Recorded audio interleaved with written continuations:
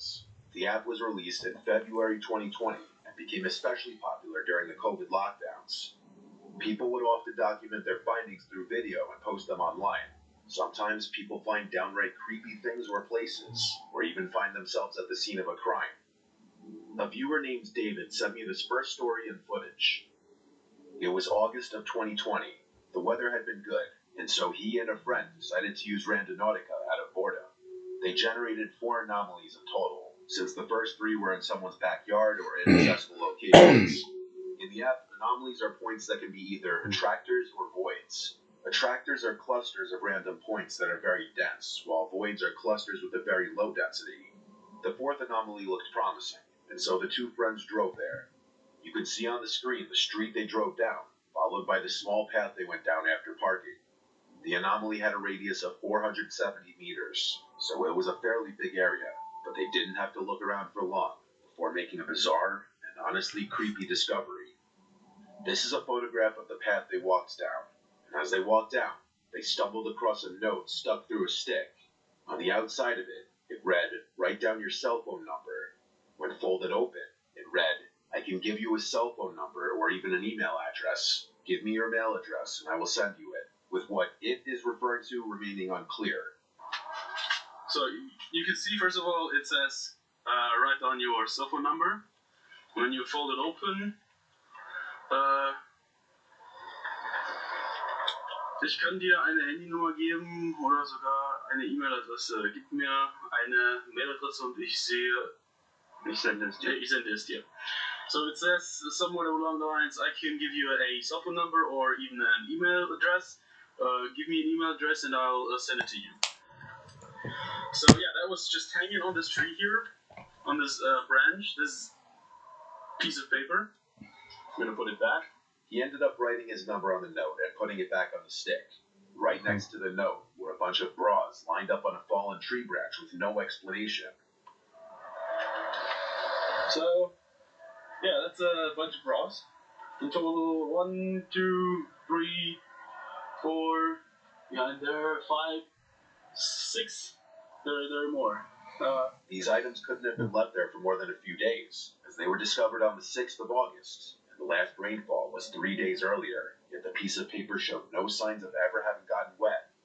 Among some of the other things that the friends found at the scene were 2 packages of condoms and a pot that was seemingly used for a fire. The friends returned the next day on the 7th, and the note where he wrote down his number was gone. A few days later, he got a text from an unknown number just saying hi. He answered saying, "Hi, who is this?" The number then replied his address, and at this point he blocked the number. Whatever or whoever this little scene was meant for remains a mystery.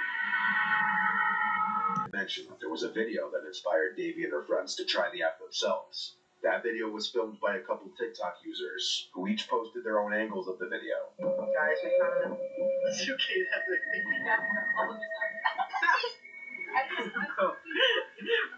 Wait, open it.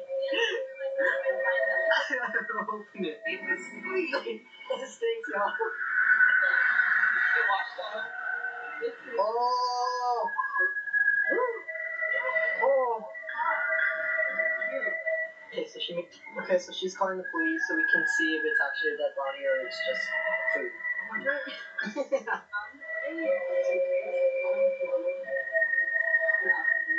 Dog, here's the crime scene. So we just found this suitcase and we're gonna get it. Okay, so they're like opening it up with the sticks because we don't want to. We don't know if they're all gonna go. Guys, there's a bag. There's a bag, like a black bag there. The Randonautica app generated a location that led them to a rocky brick wall below a jetty at the shore of Alki Beach in West Seattle, when they found a mysterious black suitcase washed up on a bunch of rocks under the bridge. As they approached the suitcase, they realized there was a foul odor emitting from the suitcase, and the contents of the suitcase may be more disturbing than they had initially thought. The teens called the police, but with Seattle police response times being notoriously slow, the police took 3 to 4 hours to show up, and by that time, the tide had risen enough to where the suitcase had washed away. It took a scuba team to retrieve the suitcase and its contents. The contents were indeed quite disturbing. The remains of a couple, Jessica Lewis, who was 35, and Austin Wenner, who was 27, were found inside of the black garbage bag inside the suitcase. Their murderer was their landlord, Michael Dudley, who the pair had previously argued with regarding their rent payments. It was reported by neighbors that on the night of the pair's murder, a male voice could be heard screaming, "Please don't do this, just let me leave," before gunshots were fired. And this was reportedly 10 days before the suitcase was found. The videos had eventually been taken down by the teens. With so many people using an app that's designed to send you to randomly generated places, it's inevitable that sometimes people are going to run into some horrific things that they were not supposed to find. So if you do use the app or any